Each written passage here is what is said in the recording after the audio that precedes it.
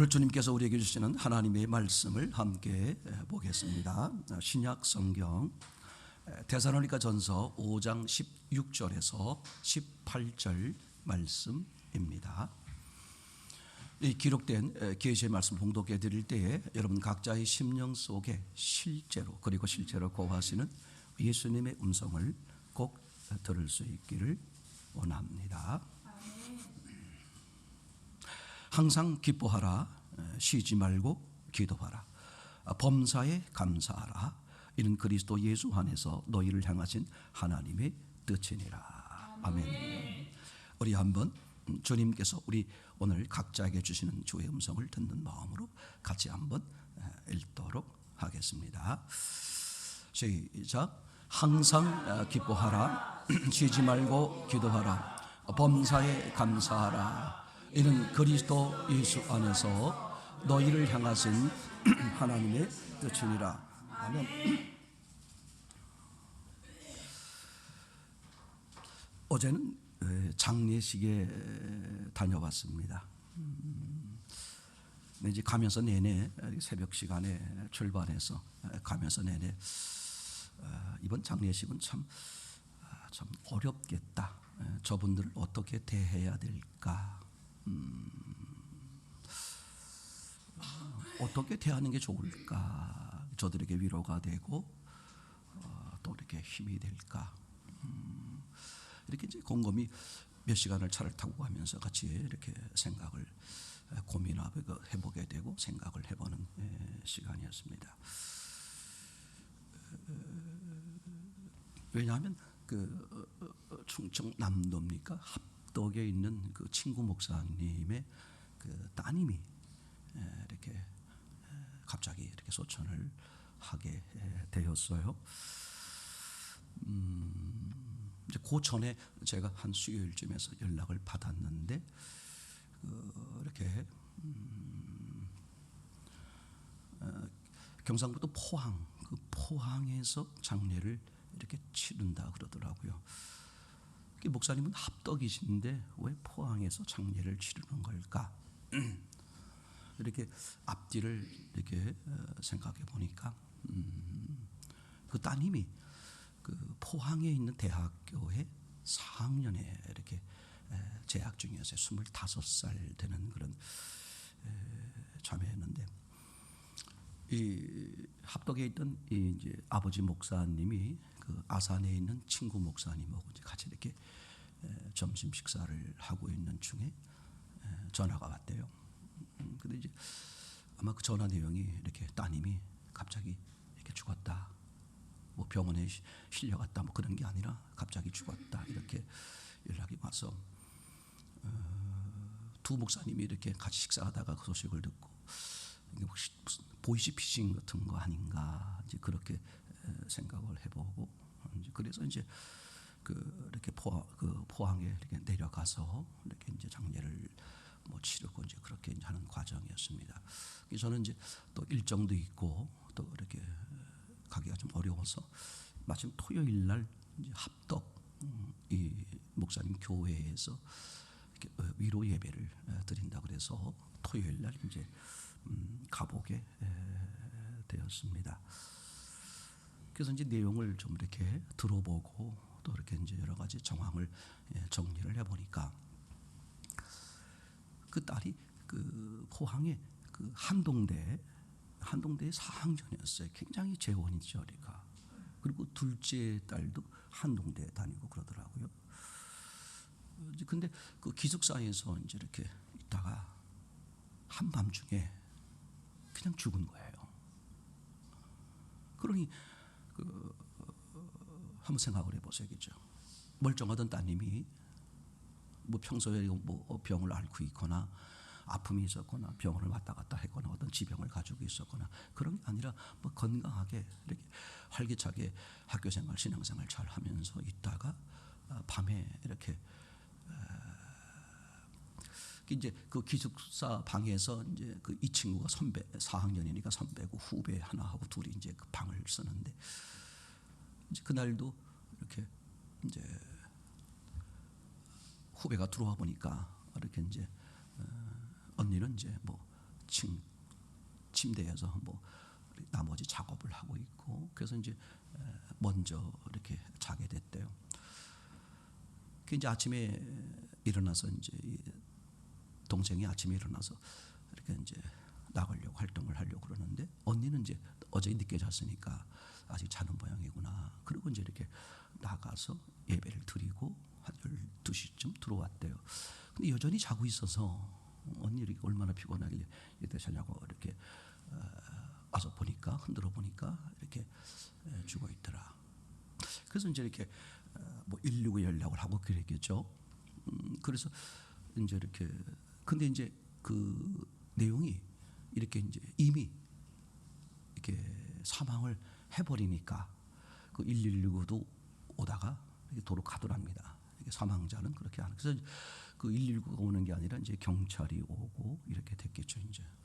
그래서 이제 뭐 경찰이 조사를 하고, 또 이제 그 왜 그런 건가, 요새 뭐 과학 수사 같은 거 하고 이러니까 이제 그분들이 오셔서 이제 뭐 이렇게 조사를 하고 이제 그렇게 해서 사망한 것으로. 그 이제 연락을 받고 아버지와 엄마가 이제 이렇게 합덕해서 급히 이제 이렇게 내려가게 됐겠죠.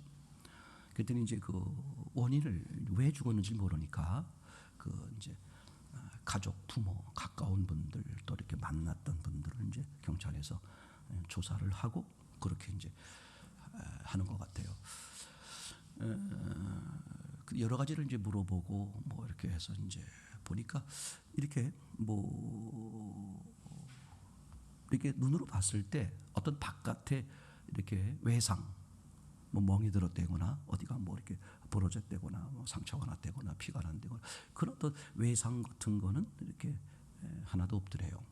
그리고 이렇게 죽어 있는 모습이 그냥 잠들어 있는 모습하고 똑같이, 뭐 얼굴이 고통스럽거나 이런 것이 아니라 그냥 편안하게 지금 보면 그냥 자고 있는 것처럼 그렇게 이제 발견이 되는 거죠. 그래서 경찰을 조사를 해보니까 어떤 뭐 혹시 자살을 했거나 또는 이제 타살에 의한 거거나 이제 그런 혐의점을 아무리 찾으려고 해도 그런 전혀 혐의점이 이제 없더라는 거예요. 그래서 이제 경찰에서 이제 종결을 하는 거야. 이건 자연사, 어떤 원인인지 모르지만 이렇게 자연사로 이렇게 타살도 아니고 자살도 아니고 이렇게 사망된 것 같다. 그렇게 이제 정리를 하게 됐죠, 이제. 그렇지만 이제 부모 입장에서는 뭐 이제 그 짧은 하루 이틀 그 짧은 시간 속에서 뭘 생각할 수 있고 그죠? 뭘 어떻게 할 수 있었겠습니까? 그러니까 뭐 아무 정신 없이 그냥 멍한 상태에서 이리 오라 그러면 이리 오고 저리 가라 그러면 저리 가고 이제 그렇게 하는 시간을 이제 보냈겠죠, 그죠? 이제 그러면서 이제 이 목사님이 하시는 말씀이 나중에 이제 하는 얘기가, 나는 그게 그냥 뭐 이론적으로만 뭐 그렇다는 얘기를 많이 들었지만 실제로 자기가 경험해 보니까 정말 부모가 죽으면 산에다가 묻고 자식이 죽으면 이렇게 이제 마음에 가슴에 묻는다 하는 얘기처럼. 근데 이제 이게 문제는 또 뭐냐 하면 25살이에요. 그리고 그냥 뭐 어설프게 아유 저놈 왜 태어나가지고 이렇게 날 속삭여, 그런 게 아니라 우리나라에서 최고 대학, 믿음의 대학이요, 재원들 천재들의 대학이라고 말하시는 한동대학교의 9학기 4학년을 다 지금 뭐 하고 이제 내년에 이제 졸업하면 내년에 법학 이제 해서 이제 그 변호사 활동을 하려고 이제 이렇게 아주 믿음 좋은 이제 그런 기대가, 이 집안에서 아주 기대가 그렇게 많았던 그런 딸이 갑자기 그렇게 되니까 그 부모가 그걸 어떻게 그죠? 뭐 그걸 상황을 받아들일 수 있겠습니까? 그러니까 뭐 이루 말할 수 없는 거죠. 마침 또 이제 이 목사님을 저희들이 이제 그 우리 학교 동기예요. 저희 친구, 나이는 어리지만 저희 이제 같은 친구요, 동기인데 우리 동기들 중에 이렇게 제일 어려웠어요. 뭐 다른 여러 가지 부분적으로 더 힘들고 어려운 조건에 있음에도 불구하고 기쁘고 즐겁게 목회하는 분이 계신데, 이분은 그 마음이 완전히 이렇게 다운이 돼가지고 몇 년 전부터 이렇게 동기 모임에도 오지 않고, 전화를 걸어도 제가 좀 이렇게 도움을 드리려고 전화를 걸어도 전화를 안 받아요. 그럴 정도로 상당히 어렵고 힘들고 이제 완전히 그냥 그러기 상태에 있어서 뭐 목회고 뭐고 다 이제 이렇게 접어지는 그런 상태인데 그 딸이 그런 어려움을 당하다 보니까 이 엄마도 그렇지만 제가 알고 있는 이 아버지의 마음이 얼마나 정말 얼마나 그렇겠습니까, 그죠? 그래서 이제 내려갔는데 아무 정신없이 내려갔다는 거예요. 내려가서 그냥 이리 가라면 가고 저리 오라면 오고 그냥 가서 멍하니 이렇게 딸을 보는데도 그냥 멍하더래. 이제 그렇게 하면서 점차 시간이 조금씩 지나면서 이제 1시간 단위로 시간이 지나면서 정신을 차려야 되겠구나. 이 마음에 견딜 수 없는 그 슬픔을 넘어서 견딜 수 없는 그 덩어리가 이 가슴을 꽉 메우는데 어떻게 이렇게 울고 싶어도 울음이 안 나오는 이제 그런 상황이라는 거예요. 그러니까 전 들으면서도 정말 부분적으로 공감이 되더라고. 얼마나 힘들었을까. 그렇게 해서 이제 그 경찰에서는 조사해 봐도 어떤 혐의점이 없으니 자연사로 종결해서 이제 장례를 치러야 되니까 그렇게 합시다. 근데 이제 아버지와 엄마 마음에 저는 그게 참 지혜라고 생각해. 아버지와 엄마 마음에 그냥 장례를 치르기가 너무 어려운 거야. 왜냐하면 한 번도 그죠? 아니 농담이라도 때는 화가 나서 그냥 속상해서라도 에휴 저놈의 새끼 그냥 귀신이 뭐에 잡아가지도 않고 그런 자식이 아니라 어디 가서도 그 딸이 목회도 어렵고 생활도 어려운 자기 부모 입장에선 크게 그죠? 크게 자기의 위로였고 크게 자랑이었는데 그 아이가 그렇게 돼서 그게 받아들여지지가 않는 거예요. 그리고 정확히 원인도 모르겠는 거야. 아니 왜 멀쩡하게 그죠? 그래서 이제 경찰 분께 얘기를 했대요. 이러지 말고 우리 부검을 합시다. 도저히 내가 받아들이기가 어렵다. 내가 만약에 이거를 그냥 자연사로 정리를 하면 자꾸 내 마음에 그게 남을 텐데 왜 죽었을까? 이유가 뭐였을까? 그러면서 나도 모르게 그게 쌓이다 보면 그게 내게 불만이 되고 불평이 되고 원망이 돼서 어느 누군가에게 어느 무엇에게 그죠? 무엇에게 이렇게 이제 이렇게 불평하게 불만이 되고 그게 내가 병이 되고 또 그러던 차에 또 이제 학교에서도요 그런 사례가 벌어지지 않았고 학교에서도 충격이라는 거예요. 근데 이 아이가 그냥 부모 입장에서는 그냥 자기 딸의 아이, 한동대 다니는 딸의 아이였는데 그 학교 입장에서는 이 아이가 무척 대단했었나 봐요. 우리가 저도 사실 그 딸이 한동대에 다니는지 예전에 말을 했는데가 기억을 못하는 건지 전혀 기억을 못했어요. 근데 이제 그렇게 해서 경찰은 자연사로 이제 종결하겠습니다 하니까 부검을 하자. 강력히 부검을 해서 좋겠다. 그렇게 이제 부모가 얘기를 하게 됐다는 거예요. 그 이유 중에 하나가 자신들도 이 원인을 알아야 되겠다. 도대체 왜 내가 이 마음에 남아서 평생 내가 괴롭고 힘들 것 같다. 그런 적어도 원인을 알자. 두 번째는 그 학교에 학생들이 알게 모르게 삽시간에 생각해보세요. 그 함께 쓰는 기숙사에 그런 일이 생겼고 더더군다나 이제 그 4학년이니까 선배가 됐든 누나가 됐든 언니가 됐든 저 선배가 저 언니가 저 누나가 왜 죽었는지 이해가 안 된다는 거죠. 왜? 평소에 아까 말씀드린 것처럼 아픔이 있거나 병이 약했거나 힘이 그랬다면 모르는데 아니 그렇게 성실하고 그렇게 나무랄 게 없는 그런 언니요 그런 누나야 그런 선배였는데 도대체 죽었다는 슬픔보다도 그 학생들도 그 수많은 1000명이 넘는 학생들도 도대체 왜 죽었느냐 자기도 모르게 죽음에 대해 슬퍼해야 하고 위로해야지 그런 마음이 앞섬에도 불구하고 저 밑바닥 속에는 왜 죽었을까 이 의문이 다 자꾸 생긴다는 거예요.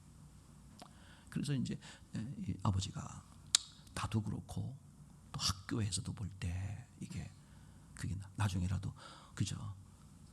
무슨 루머가 퍼져서 학교에 이런 말할 또 학생들의 마음을 상처를 주기도 할 수 있고 마음의 기죠.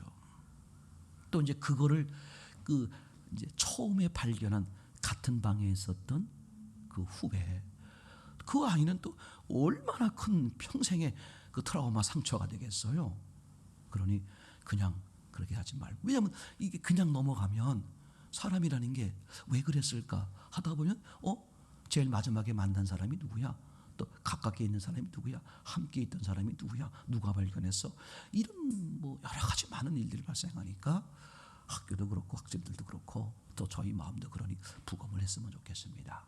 그러고선 부검을 신청을 했다는 거예요. 월요일날 신청을 하고 수요일날 이제 아침에 일찍 이제 부검을 하게 됐다는 거죠. 근데 이제 부검을 하자마자 이렇게 이제 바로 이렇게 연락이 왔대요. 연락이 왔는데 그 사망 원인을 뭐라고 이렇게 얘기하냐면 비외상 뇌출혈. 그래서 그게 뭔가 봤더니 일단 뇌출혈이야. 뇌출혈인데 그 뇌출혈이 외상 바깥의 어떤 타격, 그러니까 타살 같은 거잖아요. 바깥의 어떤 타격에 의해서 뇌출혈된 게 아니라 비외상, 외상은 없다.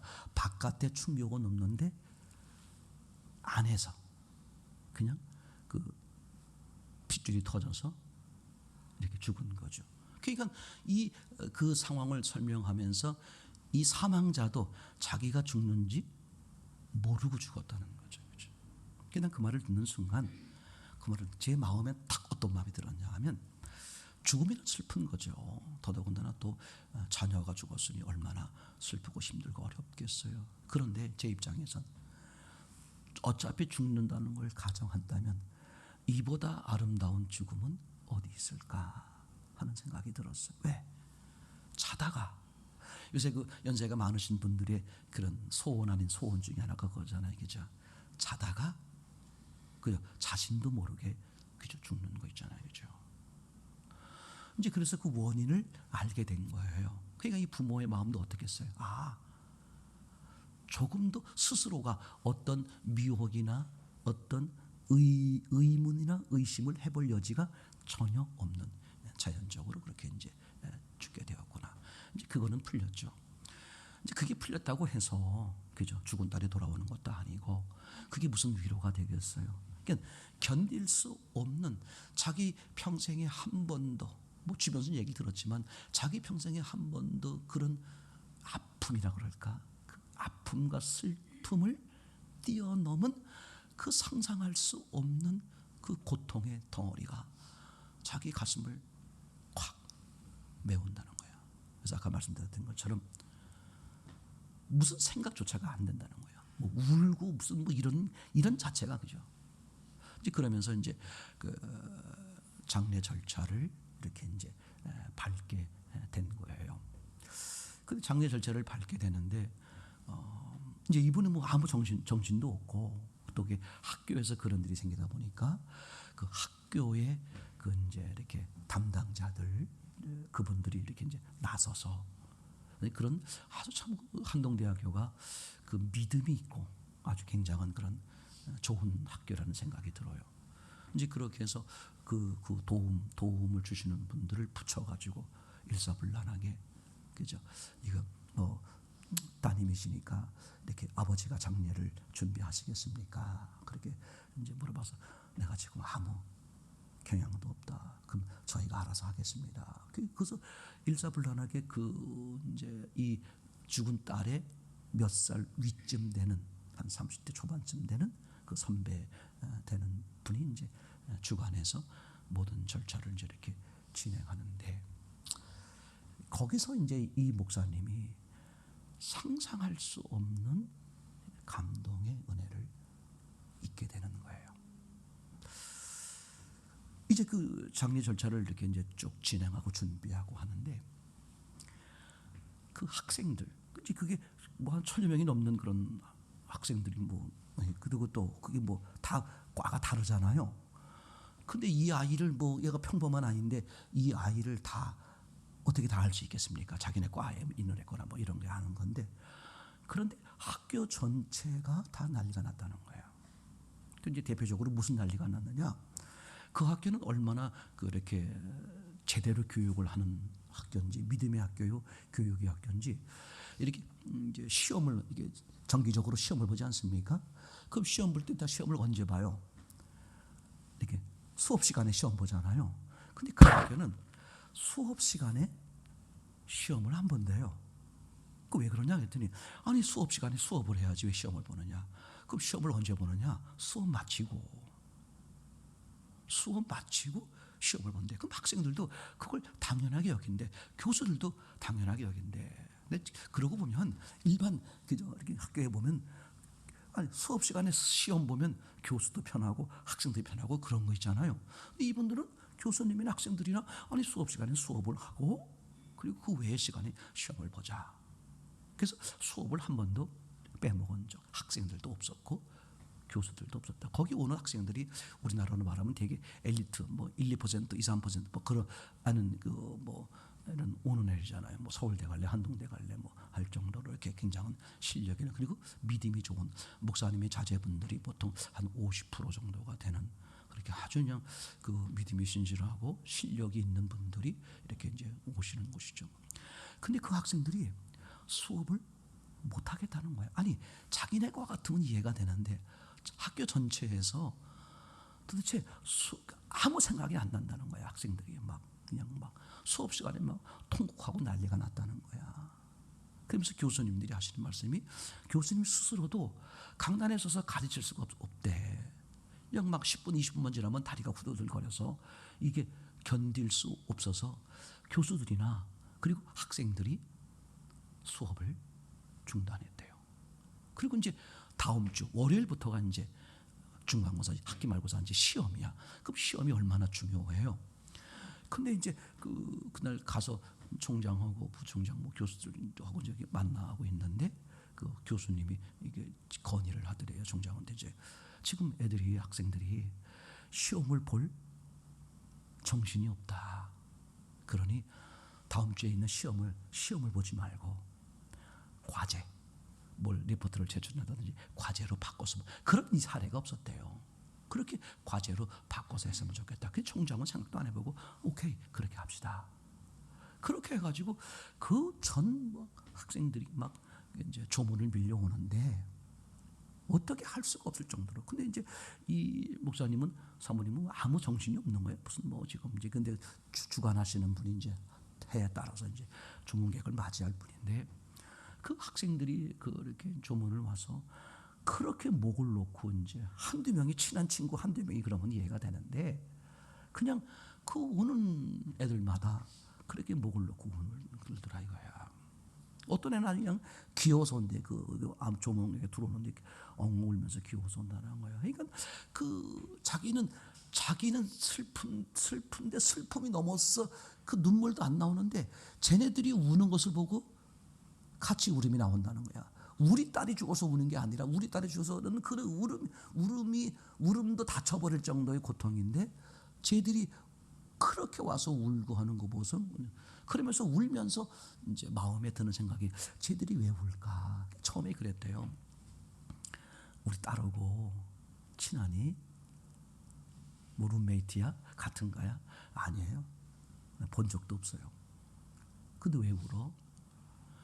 이 아이가 그 학교, 한동대 학교 전체에 영향력을 발휘한 거야.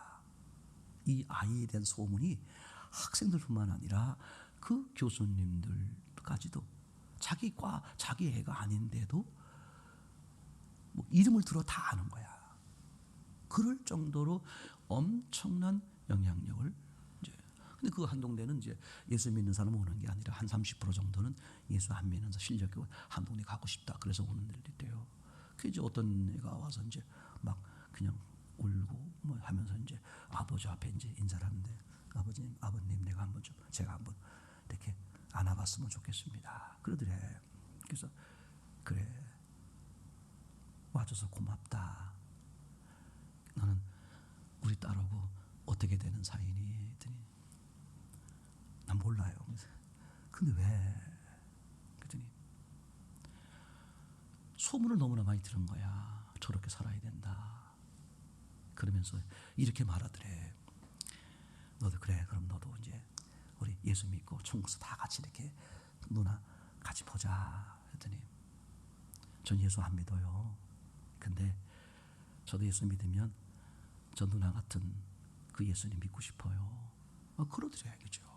그냥 그런 일들이 막 벌어지고 이제 막 그렇게. 그러니까 이 아버지의 마음은 그 모습 속에서 자기도 모르게 자기 저 완전히 막혀 있었던 가슴이 조금씩 풀리는 거예요. 풀리는데 어떻게 풀리느냐? 눈물이 나오더라는 거지. 막 통곡이 나온다는 거야 이제. 그러면서 이제 그 총장부터 해서 부총장, 뭐 교수들, 뭐 이렇게 이런 분들이 와서 조문을 하는데, 그 한동대 이제 이 자기 딸아이가 처음 들어갈 때 이 학교의 스펙이 어느 정도가 되나 해서 이제 제일 중요한 게 교수들이 스펙이 어떤지를 보면 알 수 있는데, 이분이 이 사람이 꼼꼼해요. 이 목사님이 다 똑똑하신 분인데 들어갈 때 그 교수들의 스펙을 쭉 봤대요. 최하가 서울대래. 최하가 서울대 출신은 별로 없고 옥스퍼드대, 하버드대 다 이런 출신들이 와서 교수를 하고 있는 게 스펙이 그냥 꽉 찬 거야. 뭐 서울대 나온 건 저 끝이야 끝. 뭐 그런 스펙이 분들이 한 사람도 저 옷은 참 비싸 보인다. 그런 교수가 없대요. 그냥 허름한 잠바나 한 10년쯤 입었을 것 같은 허름한 양복.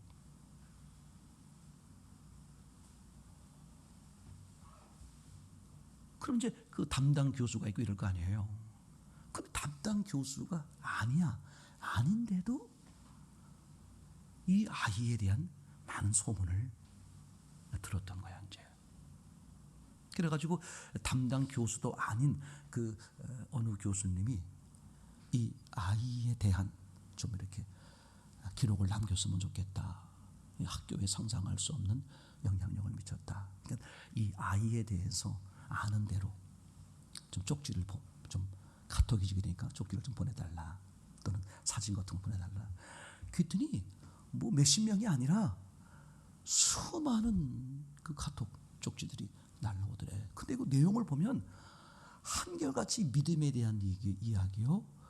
이 언니, 이 누나, 이 선배 같은 사람을 많이 보지 못했다. 그걸 이 관계도 없는 교수님이 밤새워 가면서 그걸 영상으로 작업을 해가지고 토요일 날 제가 갔을 때 위로 예배 드릴 때 그걸 보여주더라고요. 이제 그러면서 이 부부가 그 과정을 통해서 점점 이 맺혔던 게 터져 나오는 거야. 그래서 저는 그래서 전 지금도 그렇게 생각해요. 울고 싶을 때 울어야 된다. 참는 게, 기독교는 그런 의미의 참는 게 아니에요. 그죠? 소망을 바라보면서 고통을 인내하는 것이지, 그냥 속에 뒤집어지는데 억지로 참아서 아니에요. 울고 싶을 때 우는 거. 그게 정말 놀라운 거예요. 그러니까 놀라운 치유책 중에 하나가 뭐냐면 눈물이에요. 진짜 많이 우는 사람은 건강해. 회복이 금방 돼. 근데 울지 못하는 사람은 병이 많아요. 마음의 병이 많은 거죠. 그러니까 자기를 표현을 잘 못하는 사람이 마음의 병이 많아. 사람들은 어떻게 겉볼 때는 저 사람 점잖하다, 말이 별로 없다. 근데 그 부인은 알아요. 그런 사람이 아주 문제가 많아요. 정신적 이런 문제가 많은 사람들입니다.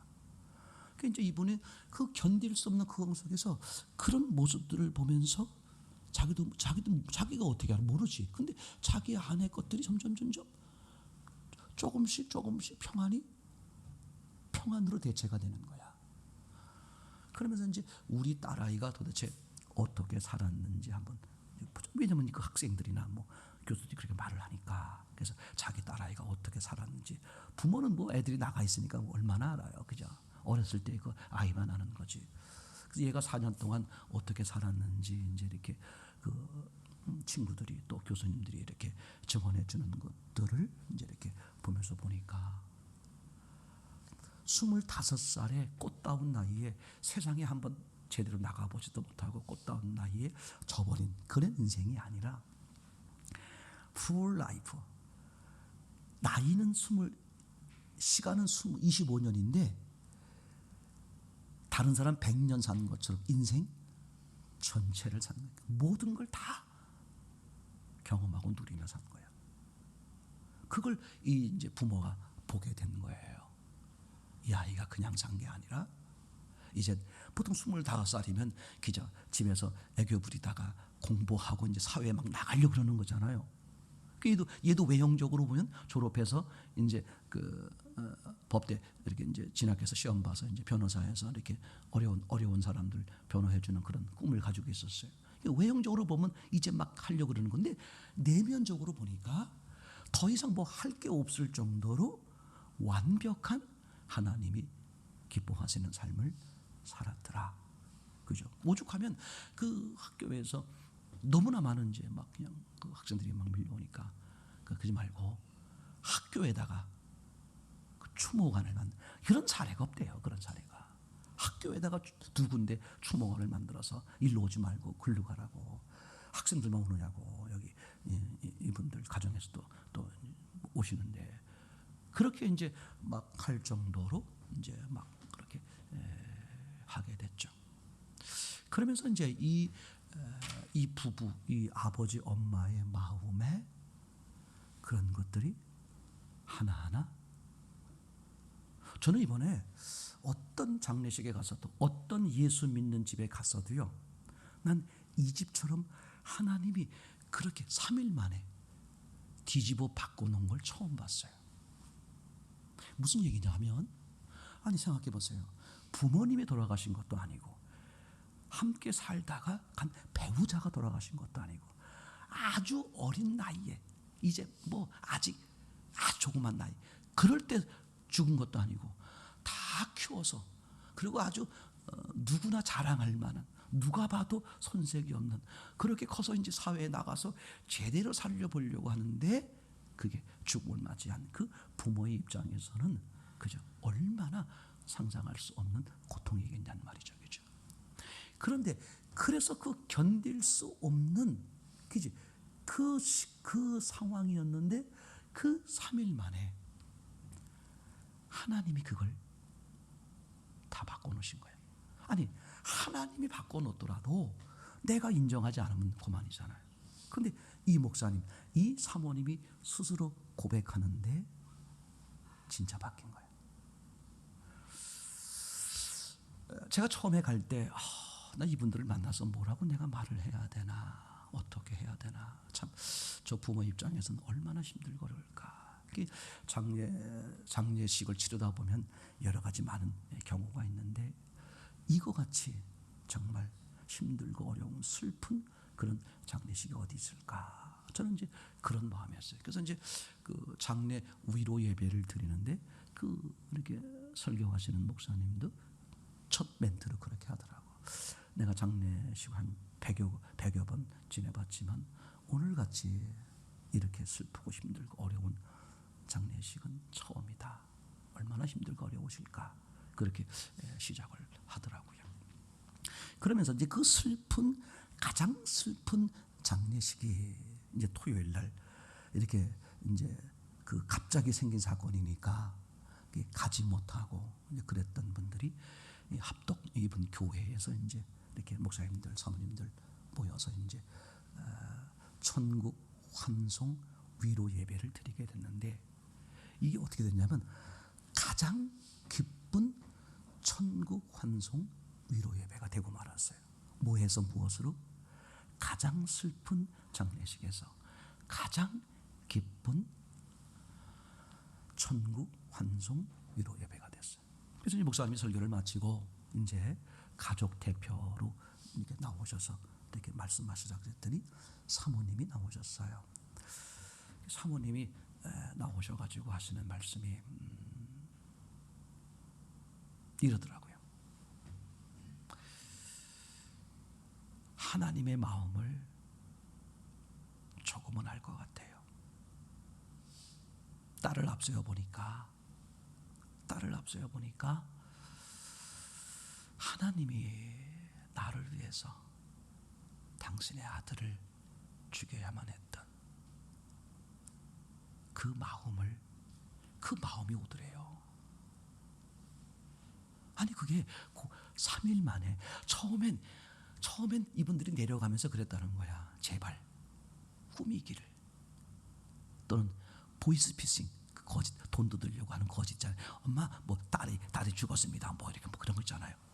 이게 보이스피싱이나 또는 꿈이었기를, 큰 합덕에서 포항에 내내 막 150km씩 놓고 달리면서 그냥 내내 꿈속에 이 꿈이었으면, 제발 꿈이었으면, 그냥 눈물조차 나지 않는 그 상황에 있었는데 3일 만에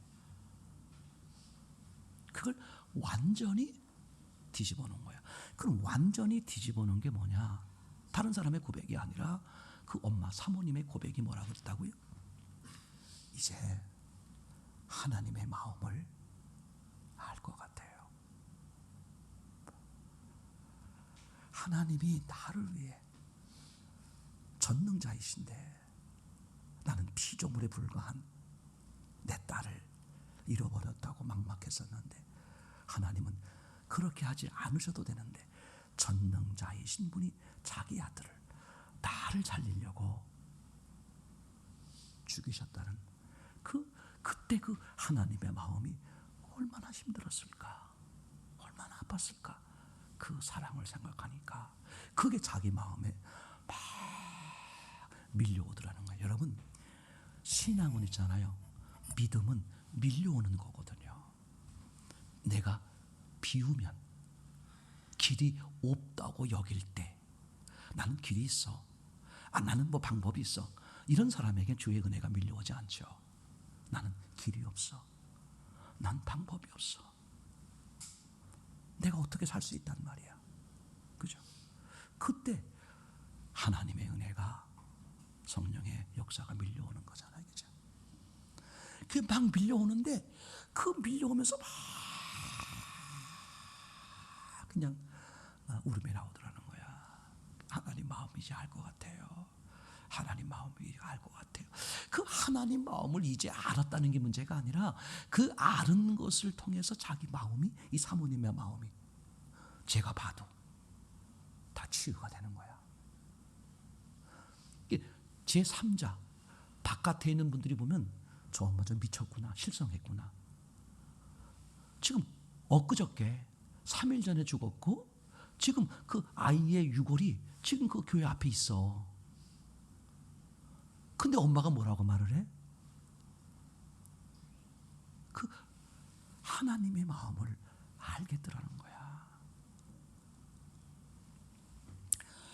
이제 그 위로 예배를 마치고 이렇게 식사를 하고, 우리 같이 이제 친한 친구들끼리 같이 모여서 이제 차를 한 잔 마시게 됐어요. 그래서 그 목사님이 이제 오셔서 자기 얘기를 이제 하는 거예요. 자기는 한 번도 그런 상상도 해볼 수가 없지. 상상이 되겠습니까? 그리고 이제 이렇게 내려가는 과정, 가서 장례를 7일 동안에도 그냥 아무 정신이 없었고, 그냥 무슨 이게 생신지 꿈인지, 이게 지금 막 그냥 아픔이 있고 막 이런 게 아니라 그냥 완전히 무슨 죽은 사람처럼 그렇게 지내는 과정 속에서 이렇게 장례를 치르시는데 도움을 주고 계시는 그분들. 그분은 그 교수님 두 부부는 둘 다 이제 한동대 교수님인데 다 하버드대 나왔어요. 근데 그 두 분이 저기가 아니야. 이 아이를 직접 가르치는 교수도 아니에요. 근데 그 장례 첫날부터 장례 마지막 날까지 그 두 부부가 잠바대기 걸치고 함께 있는 거야. 그리고 그 남자 교수는 3일 동안 한 번도 수염을 안 깎고. 그 이분 생각에, 아니 저렇게 스펙이 높고 저렇게 형편이 좋은 그런 교수들이 자기 딸도 아니고 자기와 직접적으로 자기가 가르치는 그 아이도 아닌데 두 부부가 왜 저러고 있을까 하면 이 고통 중에 그런 의문이 막 들어오더라는 거예요. 여기 막 자기와 상관없는 그 의문이 들잖아. 그러면서 이제 그 과정을 지내는데 도대체 이해가 안 된다는 거야. 아니 도대체 저분들은 도대체 왜 그러는 걸까? 뭐야 이게 뭐야 저 상황이. 그 상황 속에서도 그게 자기도 모르게 의문이 떠오르지 않겠습니까? 그때 하나님의 음성이 들리더래. 내 마음을 알겠니? 그렇게 들려오더래. 그때 내 마음을 알겠니란 말이 그래 이제 내 마음 알겠니? 이제 내 마음 알겠지? 이렇게 부드러운 음성으로 들리는 게 아니라 투명하게 마치 화난 사람, 화나신 분처럼 그래 이제 내 마음 알겠어? 이렇게 들려오더니 그게 들은 사람은 그게 정확한 거거든요. 그죠? 다른 사람은 모를 수 있는데 그죠? 사울도 자기가 들은 하나님 예수님이 정확한 것처럼 이분에게 알 수 있도록 하나님이 그렇게 역사하시는데 어떻게 말씀하시더라? 내가 널 위로한다. 얼마나 슬프고 어렵겠니? 그렇지만 봐라. 이제 너를 위해서 아들을 죽인 내 마음을 알겠어? 이런 부드러운 마음이 아니라 뭐라고 그랬다고요? 그래 이제 내 마음 알겠어? 그게 이분에겐 상상할 수 없이 자기 마음에 확 꽂히는 거야. 왜? 이 친구가 이제 지금 교회를 접고 있었거든. 너무 힘들고 어렵고 너무 되는 게 하나도 없어서 교회를 접으려고 지금 부부하고 다 얘기를 해놓고 접고 있었어 이제. 그러면서 그 학생들이 무릎으로 기어와서 그렇게 통곡을 하고 그 누나, 그 언니 그리고 그 선배에 대한 그 과정을 이야기하는데 왜 그럴까 쟤네들이. 도대체 우리 아이가 뭘 잘했으면 얼마나 했다고 그러는 걸까. 근데 그러면서 이제 막 통곡하는 그때 또 하나님의 음성이 들리는데 또 똑같이 퉁명스럽게 야 나하고 함께 했는데 뭘 그렇게 걱정이야? 그러니까 하나님은 이 목사님을 잘 알잖아. 지금 만사가 불평불만으로 가득한 거야. 목회를 접는 거야. 아니 내가 뭐가 모자랍니까? 왜 나만 안 됩니까? 이렇게 해도 막 그냥 원망거리고 어떻게 저 사람이 나한테 배신할 수 있고 저 성도가 나한테 이럴 수 있습니까? 지금 그런 거를 다 그냥 막 이제 쌓여서 이제 그러니까 이제 저같이 이렇게 연락을 해도 안 받는 거야. 이제 그 있잖아요. 주눅이 들고 에이 나 만나면 또 무슨 얘기를 해. 그러던 차였는데 목사님이 그 하나님이 퉁명스럽게 그렇게 막 그러면서 막 자기 마음에 오열이 막 그칠 수 없는 1시간 2시간 막 눈물이 쏟아지는 거예요. 그러면서 본인이 얘기를 해. 마음의 자유함이 평안함이 밀려오더라. 그래서 그분이 이제 마지막 커피를 마시면서 마지막 결론이 이거예요. 하나님의 아들 예수님을 죽이셔서 우리를 구원하셨고 예수님이 아버지가 나를 보낸 것처럼 나도 너를 보낸다. 내게 목회를 주셨는데 내가 이게 불평 저게 불만 이거 원망 저거 원망해서 나 못해 먹겠어요.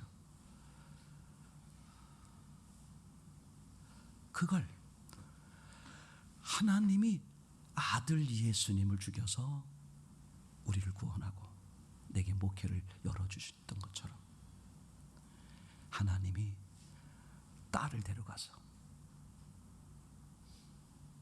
자기 부인을 그 아이의 부모를 목회를 다시 깨우게 본인이 얘기하더라고. 그러면서 그날 토요일 날 이제 전국 위로 예배를 마치고 식사하는데 한 40분. 그리고 이제 같이 모여서 5명이 6명이 모여서 이제 커피를 마시는데 막 웃어. 이 미친 웃음이 아니라 진짜 마음에서 오는 자유함으로 웃는 거야. 웃음이 나오는 거야. 평안이 밀려오는 거야. 이게 제 마음에 당신은 이제 목회가 되겠다. 그러니까 딸을 앞세워 물어서 그 딸이 늘 이제 그 기도하는 제목이 있대요. 그래서 이거 유품을 정리하면서 얘가 죽기 전에 전날 밤 마지막 이렇게 기록한 그 일기를 보니까 3가지를 기도했더래. 나라와 민족을 위해서. 그리고 2번째가 뭐였냐면 가정을 위해서. 우리 부모님이 힘을 냈으면 좋겠어요. 그러니까 이 부모님이 그 목회 때문에 힘들고 어려운 게 자기도 모르게 아이들한테 영향이 갔을 거 아니야. 그게 누가 말해서 그거였구나 그게 아니라 본인이 들은 거야. 음성을. 예수님을 죽게 하심으로써 인류를 구원하신 것처럼 딸을 데려가심으로 나를, 우리 부모를 깨워주셨구나. 그게 미친 거지 진짜. 얼마나 기쁜지 모르는데 막 평안이 밀려오는 거야. 그러면서 이제 내내 말씀하시는데 그냥 얼마나 마음에서 오는 평안과 그 기쁨과 그 감사의 마음으로. 디모데전서 4장 4절 말씀도 그렇게 괜찮아요. 그죠? 하나님이 지으신 모든 것은 선하다. 그죠? 원래 이 내용 속에 보게 되면 음식에 대한 이야기예요. 앞에 뒤에 보게 되면 음식, 하나님이 주신 음식은 다 선한 거다. 그러니까 감사함으로 먹으면 뭐 다 부정할 거 아무것도 없어. 그런 의미지만 그러면 음식만 그러겠냐 이거죠. 하나님이 지으신 모든 것, 하나님이 행하신 모든 것, 하나님이 지으신 모든 것, 하나님이 역사하신 모든 것, 그게 사람 눈에는 슬퍼 보이고 힘들어 보이고 어려울지라도, 그죠? 하나님이 하신 목적은 어떤 거다? 선한 거다. 그걸 어떻게 받으면? 감사함으로 받으면 버릴 것이 없다. 제가 지난번에 어느 집에 이렇게 신방 갔다가 그 장성인 권사님의 그 간증을 들으면서 제가 목사지만 정말 마음에 제가 너무 이렇게 감사가 되고 기쁨이 되고 은혜가 되었어요. 그죠? 나는 기도했는데 나는 어디 기도할 데도 없더라. 그래서 하나님께 기도했다. 하나님께 기도했는데 하나님이 응답을 하시는데 내가 가장 원하지 않는 쪽으로 응답하시더라. 그래서 하나님이 응답하시니까 하나님이 주신 거니까 받기는 받는데 어느 날부터 그게 이게 내게 가장 좋은 거구나. 이게 믿어지더라. 그게 보여지더라. 그러니까 지금은 내가 기도하지만 어떻게 응답하셔도 그게 내게 좋은 정도가 아니라 베스트, 가장 좋은 거더라. 여러분 다시 말씀드릴게요. 세상의 그 어떤 것으로도 채워도 내가 살 수 있는 게 아니야. 그죠? 세상의 어떤 것, 돈을 채우고 명예를 채우고 권력을 채워도 절대 나는 못 살아납니다. 근데 제가 이 오늘 간증을 드리면서 요 정도 말씀만 드리려고 그러는 게 아니라 세상에 있는 것을 채우면 채울수록 더 살기 힘들어. 입에는 A2 플러스 소고기가 들어가는데 마음의 고통은 상상 못하는 거예요. 오히려 세상의 것들을 가지고 있지 않은 게 내게 복이 되고 기쁨이 될 수 있고 소망이 될 수 있더라. 저는 이분의 이 3일 만에 뒤집어 놓으신 하나님의 모험을 보면서 예수님이면 충분하다. 그리고 예수님으로 시작하면 그 어떤 것도 예수님이 역사하시고 인도하시고 해결하신다. 그래서 우리는 기도할 뿐이야. 나는 죽은 자여 시체요. 그죠? 아무것도 할 수 없는 존재였는데 누가 함께 하심으로 하나님이 함께 하시고 예수 그리스도의 은혜로 사는 거죠. 맞습니까? 그래서 예수님 안에 있으면 최고의 길, 최고의 진리, 최고의 생명, 최고의 인생을 살게 하더라. 그런 은혜를 저와 여러분 모두 누리시기를 참으로 소원합니다.